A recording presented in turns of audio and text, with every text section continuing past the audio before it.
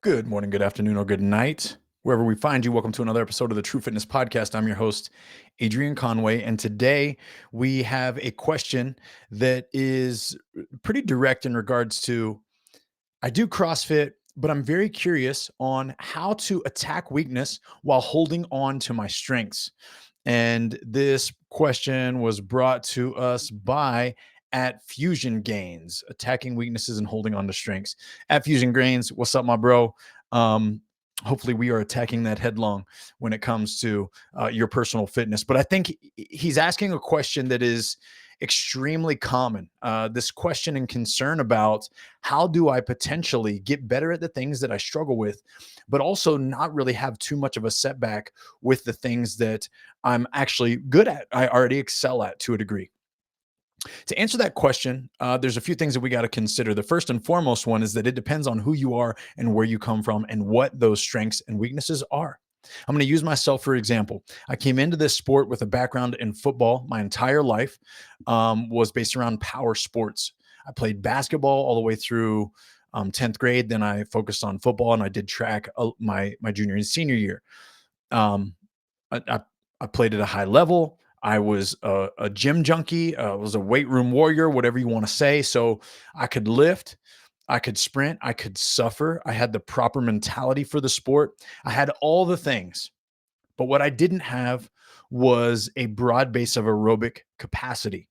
I couldn't go easy for long. I only knew kind of one gear, and I could do that in good rest work intervals, or I could do it for under 6 minutes. So that was my energy system kink in the armor. When it came to um, my skill set, I really lacked range overhead.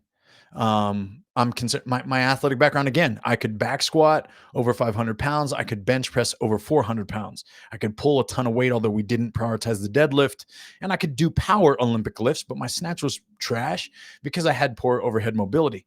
But when I'm talking overhead strict press, push jerk, everything I did in regards to where the bar could finish was not in the frontal plane. I couldn't press my arms up and back really over my head in order to get it over the midfoot.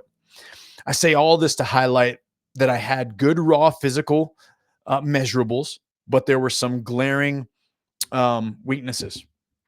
The way that I attack those, the same way that I attack them with a lot of clients that I work with, because I'm starting to learn that there's not many more efficient ways to do this, is that if you are strong, you have an opportunity to take a backseat to strength work, dose it just enough so that you can keep your bar speed, so that you can keep positional skills, which means if you're a great front squatter, well, you don't want to emit the front squat all the way, but you certainly don't need to create undue stress on your body to set back the other adaptations that we're trying to do. If you are excellent at pulling things off the ground, well, you need to keep pulling things off the ground, but maybe you do it with band tension and train your central nervous system to stay sharp and stay fast versus breaking down muscle tissue, creating mechanical damage so that then your body is using energy that could be building maybe a more efficient and effective aerobic system. Um, but instead it's recovering from the heavy deadlifts that you did, right? So there's a balance in style of training. So you can take your strength and adapt the style of training that strength, whatever it is. Of course, in this instance, I'm using myself as an example. We're literally talking about literal strength, and you can tweak it. So take it back a couple notches, attack it from a different angle so that there's less physical stress from those adaptations. Then you put your onus on your aerobic capacity. Again, this is what I did. I spent the upward portion of 12 to 18 months of hardly lifting weights at threshold. And so I'm talking everything I did was very, very below maximal loads, 70% and below.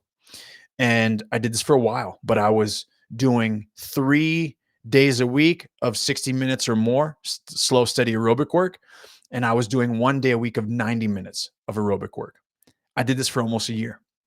On the other days, I did traditional CrossFit and I did some lifting. So it was like I was training almost 7 days a week. Again, this is me at like 24, 25, right when I first found CrossFit. And I was only a coach. I was a coach in a gym. I wasn't programming people online. I wasn't doing all these things. I didn't even own a business. I was just coaching at a gym.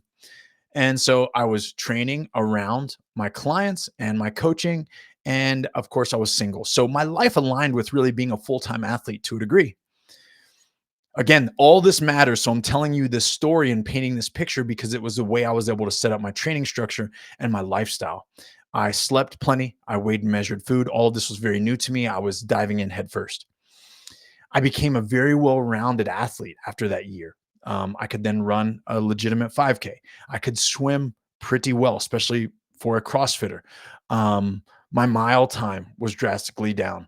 I started to be able to eye things like, okay, cool. In 2 years, I want to run a sub 5 minute mile and back squat 500 pounds. I want to, right? And all these things. I mean, I was able to bring that well roundedness to fruition in 2015 when I stayed healthy enough to be at the CrossFit Games as an individual. And I ended up running a 5:15 mile, and I could back squat 500 pounds. And I could, I finished seventh at Murph that year. And with someone coming in as a power athlete and a power background, you don't look at a field full of the BKGs, the Matt Frasers, the Noah Olsons, um, all these athletes who are maybe a little lighter than me, maybe a little bit more even experienced with CrossFit specific style training, younger, um, all the things, and assume that I'm a top 8 athlete in that. And then that same day, I was able to finish top 10 in heavy DT. And I'm using this story to help you frame the idea of every person's journey to training weakness will be different. It will depend upon what that weakness is. I, with strength, was in the situation that I really try to seek athletes out for. Okay. Now, I don't want this to discourage anyone that's listening to this podcast. I don't want this to make you believe that you can't have what you're setting out to do. And if this discourages you in any way, and then you're going to quit your journey, or this is going to make you feel woe is me, then you don't deserve what you're seeking out to do anyways, because you're not stubborn enough to make it happen. So that's the Coach Conway coming out in me, directly to you. But if I were to pick a CrossFit Games athlete, I'm going to go find someone that's strong enough already, and then I teach the methodology and build their aerobic base. Period. And I say that because I know that they've already put down the time under tension, the load needed. Maybe that's a combination of physical, genetically gifted strength and speed. But once I bring them under my tutelage, I can build an aerobic base. I can teach them skills. We can spend hours a week developing skills, gymnastics capacity. We can take them through different types of progressions, all while omitting a priority for strength work.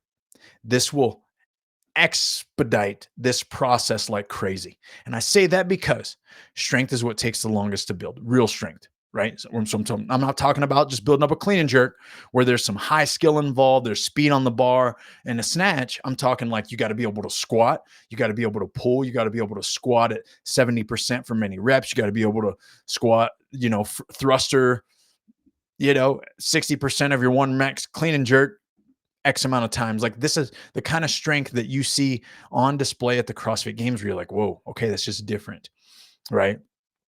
Look at Tia Claire Toomey. Look at Matt Fraser. Look at Rich Froning. Look at the athletes who've had tenure at the top. These athletes were not weak in becoming strong. Rich still had to learn the skill set of the Olympic lifts, and Rich did develop strength through his fitness journey. But look at his physical frame coming into CrossFit. Look at the frame of his shoulders, his hips, and his legs. Look at Matt Fraser's strength training background. Look at Tia's track background, and then translate that into her raw athletic capacity and the ability to learn things quickly. And then she's a very fast adapter from what we've seen, or what we know, and what Shane and her have made public. All those things considered, is that's an easier journey to me. To me, that's an easier journey than to have someone that's like high level endurance athlete, high level gymnast, and then have to teach them all the strength capacities. Now, I will say that also female gymnasts, even male gymnasts at a high level, do have a tremendous amount of strength potential, and they typically are fast adapters with even strength training, lower body strength training, even if they hadn't done a ton of squatting or a ton of hinging or a ton of Olympic lifts. And this is all because of the demand on plyometrics and stability and coordination. And then, of course, they have a very strong midline. So the musculature around their spine, they know how to resist positions. They know how to be very self-aware in regards to what they can control in any given moment. All those things are actually really important. So I've given you one side of the coin where someone came in as strong and they need to get fit and skilled, and then someone who maybe came in as a weaker athlete and they need to get skilled and, let's say, but they're high level aerobic capacity, right? They're breathing well. The journey for the strength development here is going to take a little bit longer than it will for the athlete that already is strong enough and is going to build up the aerobic capacity. Not that baseline aerobic capacity can be shifted very quickly. I mean, you got to put in hours of work in order to build that organically, but you can kind of peak someone's potential in about 8 weeks when it comes to training at threshold, which means that if we're 8 weeks out from a competition, I can get you aerobically where you're meeting the ends of your physical potential through right now, right? So when we think about peaking that, we can get that done. We talk about the steady state of climbing strength work, unless they're so new, that they're going to be considered really weak in our sport anyways, it's going to take years to build that up. Now, can they do some miraculous things, and could the test play out so that they should still hide behind some of their weaknesses? Yes, absolutely. But the big thing that I want to leave you guys with, and I know this is a short episode, but it's quite simple, is that to really build weakness, you have to be willing to have setbacks in your strength. Then you have to trust the process that whoever tutelage that you're pursuing, or whoever is overseeing your programming or whatever it is, you trust that they will guide you then to peak that strength when it's time. Meaning that if I omit barbell training and then I'm getting ready for the CrossFit games, but I knew I needed to have that better aerobic base and my better gymnastics cyclical capacity, and even the opportunity to qualify for the CrossFit games. Well, that means once I qualify, man, I can start reintroducing that stuff that I'm already good at, so that then I can put the most well-rounded version of myself on the games floor to have the best outcome possible. So I wish there was a formula. There's not a formula. I would want you guys to consider exactly what I started this podcast with, which means find touch points for your strength, whatever that is, whatever you deem as this is a strength of mine, you find touch points for that. And then what you do is attack weakness headlong. Do you need to psychologically and emotionally prepare yourself for your strengths to come down a little? Yes. This is part of why true fitness is called true fitness, because to train to rise up, when fitness, GPP fitness is our goal, we understand that it is a compromise in itself. That means that, yes, I want you strong, but only so strong that you are still endured. Yes, I want you endured, but only so endured that you don't lose as much strength. And then I want you both of these things only enough to sustain those capacities so that you can still be developing and learning new skills to apply both of those physiological measures toward. So everything's a compromise, and it's a psychological and a mental battle when you're chasing true fitness. With that, I hope it brought you some clarity or some understanding on how to better attack weakness, and how that it's kind of a fool's errand to expect that your strength won't drop down just a little bit. And when it comes to chasing points, when it comes to performance, and when it comes to competition, that's where a good coach, a good program, a good team around you will help you decide when the juice is worth the squeeze on leaning into developing weakness or ignoring strengths.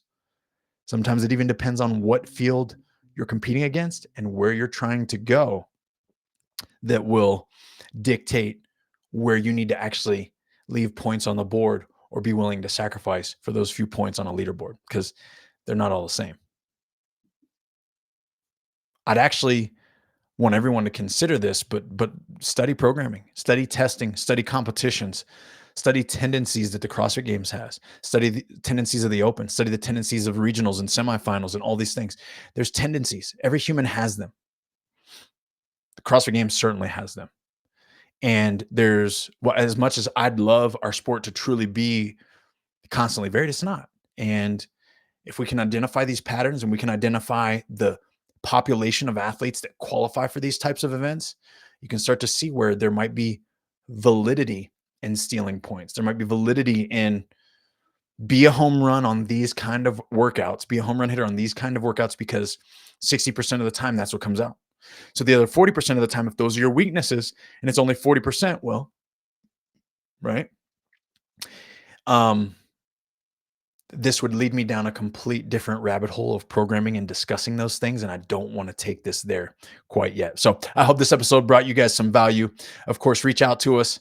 If you're looking for good programming, check out 7 days free of all access on truefitness.com, TTRUfitness.com. You can use the QR code if you're watching us on YouTube. Guys, leave a comment below this video. Ask a question. Let's keep these episodes going. I want to continue to bring value to you, whether it's about competition, mindset, training, development, or nutrition. All those things. I want to make sure that we're helping you guys continue to train to rise up.